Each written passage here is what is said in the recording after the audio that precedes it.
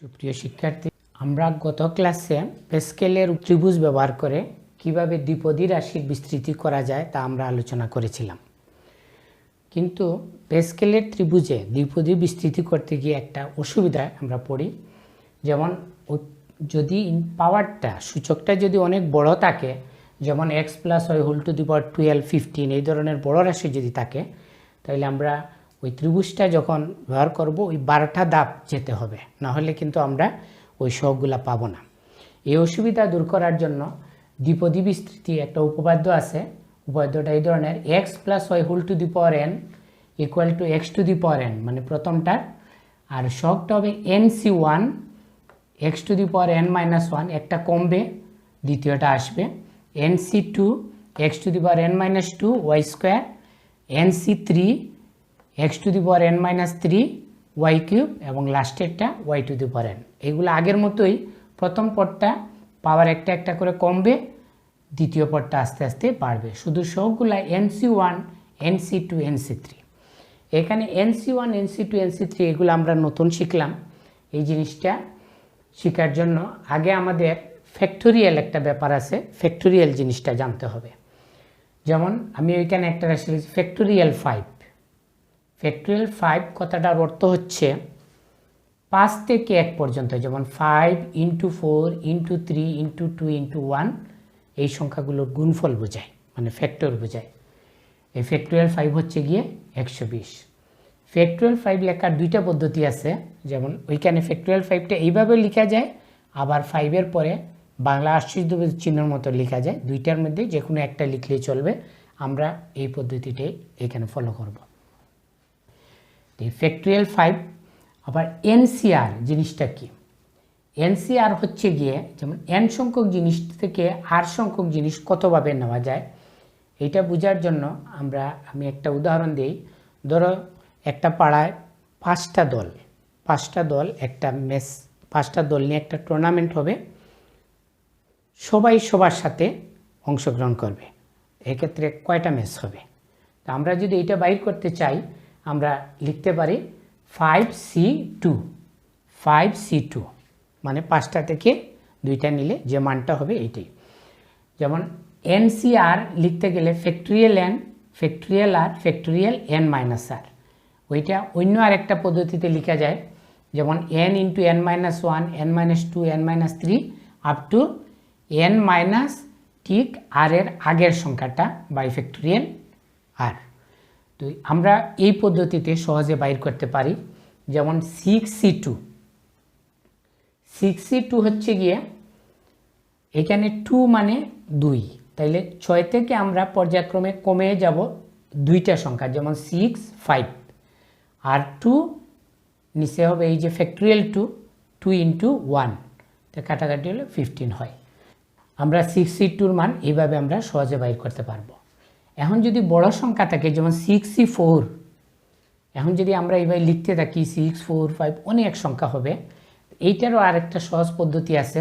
যেমন 6c4, 6 থেকে 4 যদি আমরা বাদ দিই তাহলে হয় 2, মানে 6c4 এবং 6c2 এর মান একই হবে। যেমন 6c4 এর মান 15, 6c2 এর মানও 15 হবে। এটা ক্লিয়ার করার জন্য আমি আরও একটা উদাহরণ দিলাম। যেমন 8c5 আমরা বাইর করতে চাই। 8c5 যেহেতু অনেক বড় সংখ্যা, 8 7 6 5, 5টা সংখ্যা লিখতে হবে। আমরা আরও সহজে কি করব, 8 থেকে 5 গেলে 3, মানে 8c3 বাইর করে ফেলবো। তাইলে সহজে 8c3-র মান যা হবে 8c5-এর মান তাই হবে। দ্বিপদী উপপাদ্য ব্যবহার করে 2x² - 1/x² টু দি পাওয়ার 5টা আমরা বিস্তৃতি করব। তো এই সূত্রটা আমরা যদি আবার দেখি, যেমন এখানে x, প্রথম আমাদের xটা হচ্ছে 2x², আর y বলতে আমরা -1/x²টা হচ্ছে আমাদের y, n হচ্ছে গিয়ে 5।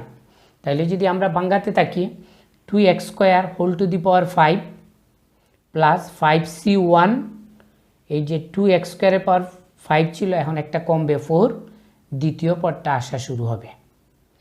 5c1 গেল, 5c2, 2x² মানে x, প্রথম রাশিটার মান 4 ছিল পাওয়ার, এখানে হবে 3, দ্বিতীয়টা পাওয়ার হবে 2, ঠিক 5c2 গেল, 5c3 হবে। এরপরে প্রথমটা 2x², এই যে 2x² পাওয়ার আরেকটা কমবে 2 হবে, আর দ্বিতীয়টার পাওয়ার আরেকটা বাড়বে।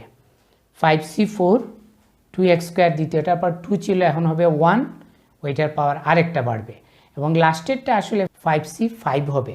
তো 5c5 মানে আমরা জানি 1, 6c6 1, তাহলে ওইটা না লিখলেও চলবে, 2^5। এখন যদি আমরা বাংলাতে থাকি, এখানে যেমন 2^5 হচ্ছে 32, x⁻² আর 5 গুণ করলে x⁻10, 5c1, 5c1 মানে 5, 7c1 মানে 7, 8c1 মানে 8, তো 5c1 লিখলাম আমরা 5, 2^4 হচ্ছে 16, x⁸, আর ওইটা বসাই দিলাম।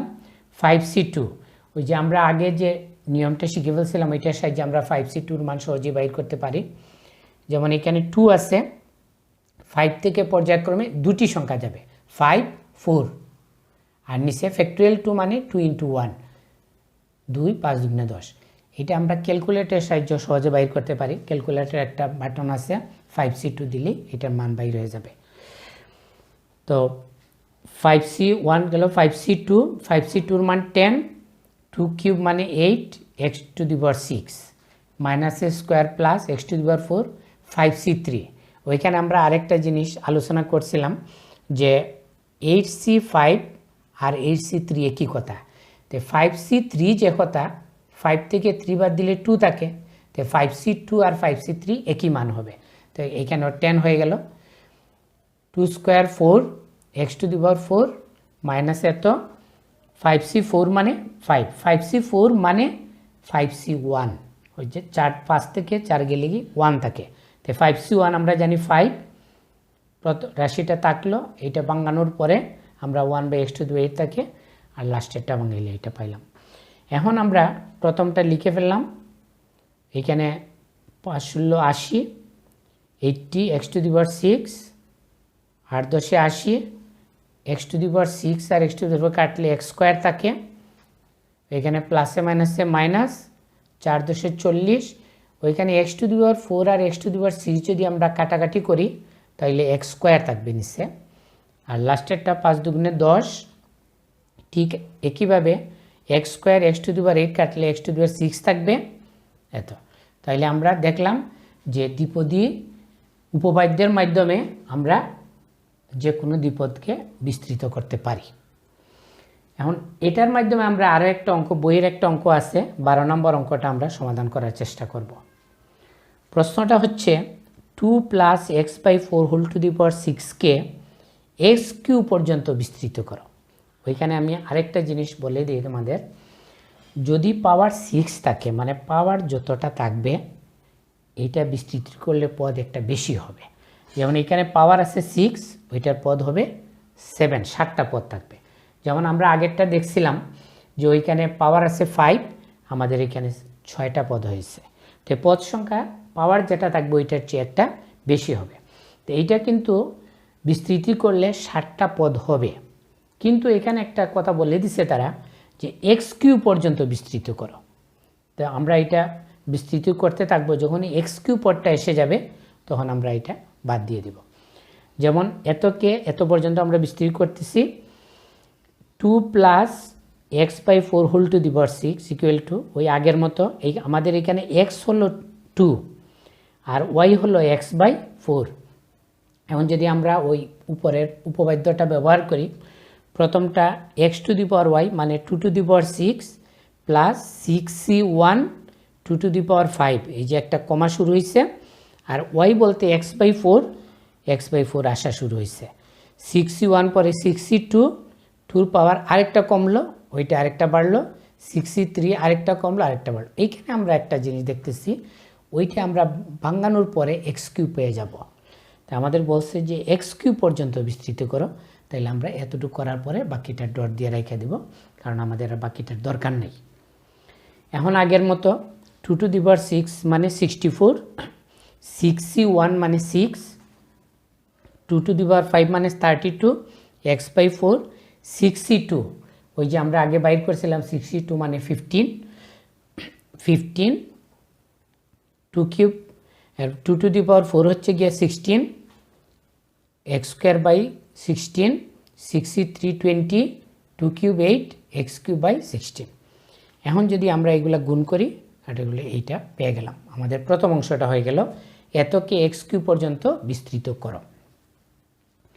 পরের অংশটা হইল উহার সাহায্যে মানে এই বিস্তৃতির সাহায্যে 1.9975 টু দি পাওয়ার 6 এর মান 4 দশমিক স্থান পর্যন্ত নির্ণয় করো।